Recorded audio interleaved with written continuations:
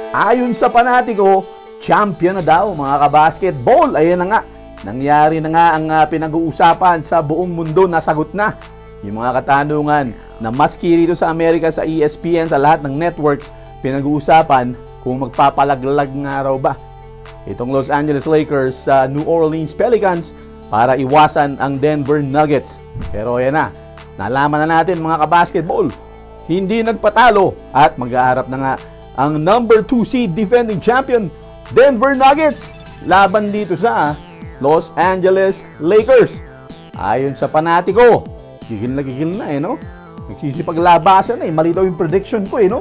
Hindi ka naman prediction yun. Naku po naman, Diyos ko naman. Maski sila Stephen A. Smith, pinag-uusapan yan sa ESPN. Araw-araw bago dumating itong laban na ito. Para sa mga mahilig tumalpak dyan at tambay ng mga sportsbook at game apps, pasok na sa Arena Plus. Bukod sa sportsbook at games, pwede mo pa mapanood ng live ang NBA, PBA at iba pang sports. Mag-register na. Scan lang ang QR code na ito. Ayun lang, no? Maganda na ito na, mag-aharap na. First round pa lang. Rematch na kagad nung Western Conference Finals noong isang taon. Minalas-malas ang Pelicans. Pero syempre, bago muna natin i-discuss yan, congrats sa mga panatiko, sa lahat ng mga matitinong Laker fans dyan. Pero yun na nga, mga kabasketball, no? Lumamang pa ng 18 yung Los Angeles Lakers sa third quarter, hinabol, dumikit, at tumabla pa nga, hindi ba? Kaso minalas itong si Zion Williamson, nagkaroon ng injury hanggang sa dulo, wala pa ring update, baka ngayon meron na. Pero yung bukod sa free throw, lamang na naman ng Lakers 29-15, 14 free throw, tinalo pa rin sila sa 3-point shooting ng Los Angeles Lakers. Yun yung isa sa pinakamabigat mga kabasketball, no? Na yung talo na nga sila sa free throw, natalo pa sa 3-pointers, no? Sa dami, sa volume, sa attempts, and then syempre sa conversions, no? LeBron James at Anthony Davis, pinangunahan si Anthony Davis, parang hindi pa rin 100%. Pero dito sa Pelicans, master talaga sila ng Lakers, no? Yung mastery ng Lakers sa kanila nandoon pa rin. Dahil parang hindi gano, parang si Zion lang talaga yung buwang loob di ba? Pero dito sa Lakers pinakita yung kanilang pagka-veterano. Alam nila kung anong gagawin nila.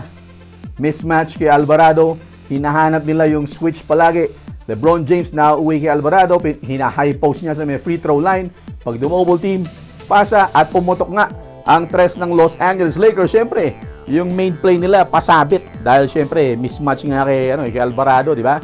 So yan na nga, kasado na mga kabasketball yung matchup ng rematch ng Western Conference Finals, Denver Nuggets laban dito sa Los Angeles Lakers.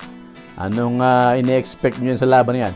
Mauwi ba sa isang sweep o mauuwi ba sa pagganti nitong Los Angeles Lakers? Ang isang tututukan natin dyan, syempre si LeBron James, back-to-back games na babad. Si Anthony Davis bumabalik mula sa kanyang nararamdaman at biglang makakaharap nila ang medyo fresh na Denver Nuggets na nakapahinga ngayon habang sila'y dumadaan sa mga labanan na yan. Napabuti na rin yan mga kabasketball, dahil kung dadaan pa ang isang kagaya ni LeBron James sa isa pang laro na mabigat, kung sila'y natalo dito, abay medyo mauubusan niya hindi mo mauubusan ng lakas.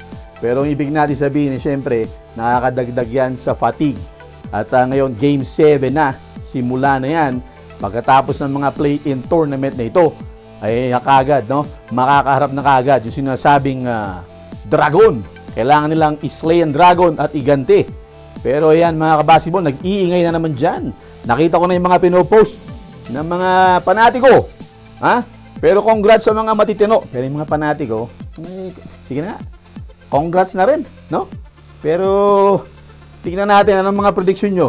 Ilagay nyo na yan sa comment section. Ilang laro ang may papanalo ng Lakers o ilang laro ang may papanalo ng Denver Nuggets? Pag-usapan na natin yan. Boom!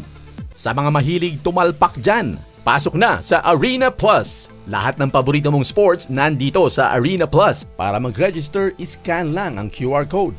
At may bonus na 850 pesos para sa first-time users. Pwede mong ilaro sa sports o iba't ibang klaseng games sa loob ng Arena Plus. At ang maganda dyan ay pwede kang makapanood ng paborito mong sports kasama ang NBA at PBA sa loob ng app basta meron ka lang account. Kaya pasok na sa Arena Plus, iscan lang ang QR code.